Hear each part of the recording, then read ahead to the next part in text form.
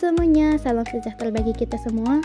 Saya yang bernama Harmini Kartika Manalu, asal sekolah YTSDA Negeri 1 Permenangan kelas 11, akan mempresentasikan hasil tugas saya mengenai badan usaha dalam perekonomian yang sebagai guru pengampu ialah Bapak Manatap Sihombing. Berikut ialah hasil presentasi saya. Pengertian badan usaha. Badan usaha ialah kesatuan yuridis ekonomis yang membangun suatu usaha untuk mencari keuntungan. Badan usaha terbagi atas dua jenis. Yang pertama, secara lapangan usaha, dan kedua, secara kepemilikan. Berikut akan saya bahas masing-masing. Yang pertama saya bahas ialah secara lapangan usaha yang terbagi atas 5 jenis. Yang pertama yaitu badan usaha ekstraktif, merupakan badan usaha yang kegiatan utamanya ialah mengambil dan menjual langsung hasil dari alam. Kedua, badan usaha agraris, merupakan badan usaha yang kegiatannya adalah mengolah langsung hasil alam. Ketiga, badan usaha industri yang kegiatannya mengolah barang mentah menjadi barang setengah jadi hingga barang jadi.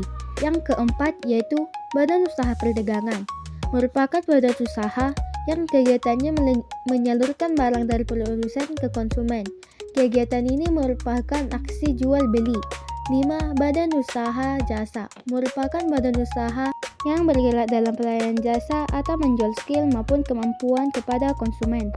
Yang kedua yang akan saya bahas yaitu berdasarkan kepemilikan. Yang pertama yaitu BUMN, merupakan badan usaha yang seluruh atau sebagian besar modalnya dimiliki oleh negara, yang dimana modalnya ini ialah kekayaan negara yang telah dipisahkan. Jenis BUMN dibagi atas dua.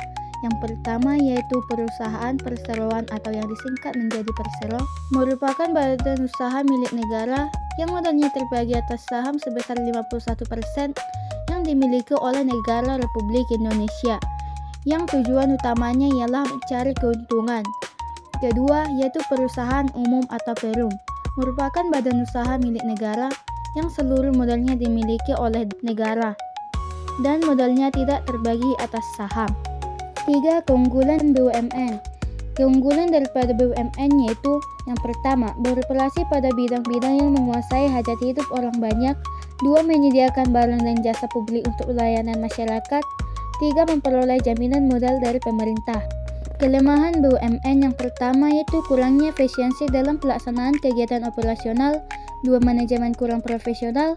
3. Seringkali sulit memperoleh keuntungan, bahkan terkadang perusahaan BUMN mengalami kerugian. Fungsi BUMN yaitu sebagai penyedia barang dan jasa. 2. Berperan dalam menciptakan lapangan kerja dan mengurangi pekerjaan. 3. Peningkatan ekonomi dan pelayanan publik. Sementara ciri-ciri BUMN yang pertama yaitu diawasi, dikontrol, dan dikuasai oleh negara. 2. Melayani kepentingan umum. 3. Menanggung risiko. 4. Saham bisa dimiliki masyarakat. Peranan BUMN dalam perekonomian yang pertama, berperan dalam menghasilkan barang dan jasa. 2. BUMN juga berperan strategis sebagai pelaksana pelayanan pengembangan usaha kecil dan koperasi. Contoh badan usaha milik BUMN yang pertama, perusahaan energi yaitu PT Pertamina. 2. Perusahaan telekomunikasi yaitu PT Telkom Indonesia. 3. Bank yaitu PT Rakyat Indonesia dan Bank Mandiri. 4. Perusahaan transportasi yaitu PT Garuda Indonesia. 2. Badan usaha milik daerah, merupakan badan usaha yang seluruh modalnya dimiliki oleh daerah. Jenis BUMD yang pertama, perusahaan perseroan daerah, merupakan badan usaha yang modalnya terbagi dalam saham yang seluruhnya atau paling sedikit 51% yang sahamnya dimiliki oleh satu daerah. 2. Perusahaan umum daerah atau Perumda, merupakan perusahaan yang seluruh modalnya dimiliki di satu daerah dan tidak terbagi atas saham. Ciri-ciri BUMD yang pertama, dimiliki pemerintah daerah. 2. Bertujuan untuk kepentingan daerah. 3. Dibiayai oleh pemerintah daerah. Dan 4. Pengelolaan dan pengawasan dilakukan oleh pemerintah daerah. Tujuan daripada BUMD. BUMD didirikan dengan tujuan untuk membantu pembangunan daerah, memberikan pelayanan publik, dan meningkatkan pendapatan asli daerah atau PAD. Peranan BUMD dalam perekonomian yang pertama, sebagai sumber pendapatan daerah, penyediaan barang dan jasa bagi masyarakat.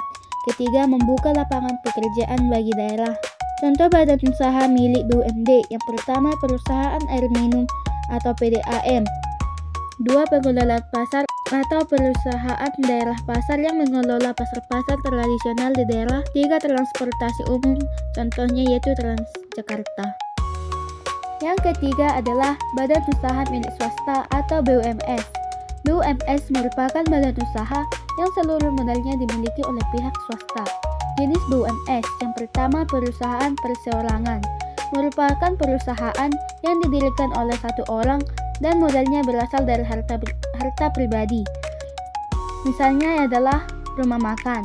2. Firma, merupakan persekutuan yang didirikan oleh dua orang atau lebih dengan modal bersama-sama, dengan untung dan kerugian yang ditanggung oleh kedua belah pihak. 3. Persekutuan komanditer atau CV, merupakan badan usaha yang didirikan oleh beberapa orang yang di dalamnya terdapat dua sekutu, yaitu sekutu aktif dan sekutu pasif. Sekutu aktif adalah sekelompok yang mengelola badan usaha, sedangkan sekutu pasif merupakan sekelompok yang hanya memberikan modal saja. 4. Perseroan terbatas atau PT, merupakan perusahaan yang didirikan oleh beberapa orang berbadan hukum dan modalnya terbentuk atas saham. Keunggulan dan kelemahan BUMS. Keunggulan, yang pertama, meningkatkan pendapatan nasional. Kedua, meningkatkan lapangan pekerjaan. Ketiga, meningkatkan penerimaan pajak nasional dan penyediaan barang dan jasa kebutuhan masyarakat. Sementara kelemahan, yang pertama, terlalu mementingkan laba sehingga kurang memperhatikan lingkungan, dan yang kedua, kesulitan mendapatkan modal. Ciri-ciri BUMS: dimiliki oleh swasta, bertujuan untuk mencari keuntungan, dibayar oleh pemilik atau sektor, dan pengelolaan dan pengawasan dilakukan objek pemilik atau dewan direksi. Tujuan BUMS: yang pertama, mencari keuntungan, pengembangan usaha, penyediaan lapangan kerja, dan pertumbuhan ekonomi. Peranan BUMS dalam perekonomian: yang pertama, sebagai penggerak perekonomian, mengurangi kemiskinan, menyediakan barang dan jasa bagi masyarakat, dan mendorong meningkatkan pertumbuhan ekonomi nasional. Contoh badan usaha milik swasta: yang pertama, perusahaan terbatas atau PT, yaitu Unilever Indonesia. 2. Perusahaan perseorangan, dan ketiga, perusahaan pupuk, misalnya PT Pupuk Kaltim. Yang keempat adalah koperasi. Koperasi berasal dari kata cooperation. Co yang artinya bersama dan operasi adalah usaha atau kerja. Yang dapat saya simpulkan adalah koperasi merupakan badan usaha yang beranggotakan orang-orang dengan melandaskan kegiatannya berdasarkan prinsip koperasi. Jenis koperasi terbagi atas dua. Yang pertama, berdasarkan bentuknya, yaitu 1. Koperasi primer, koperasi yang beranggotakan orang-orang dengan jumlah minimal 20 orang. 2. Koperasi sekunder, merupakan koperasi yang beranggotakan badan hukum koperasi. Untuk membentuk koperasi sekunder, diperlukan minimal 3 koperasi yang sudah berbadan hukum. 2. Berdasarkan lapangan usaha. Yang pertama, koperasi simpan pinjam atau KSP. Koperasi ini adalah koperasi yang melaksanakan kegiatan usahanya hanya usaha simpan pinjam. 2. Koperasi konsumsi, merupakan koperasi yang menyalurkan barang-barang konsumsi kepada para anggota. Ketiga, koperasi produsen, merupakan koperasi yang anggotanya atau orang-orang yang mampu menghasilkan barang-barang.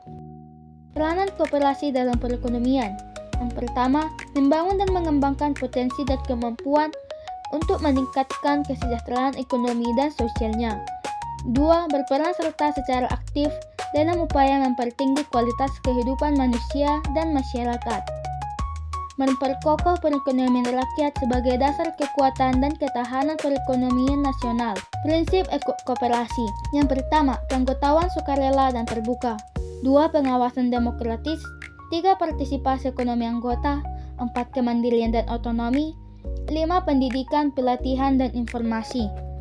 Contoh badan usaha milik koperasi: yang pertama, koperasi unit desa atau KUD. 2. Koperasi simpan pinjam.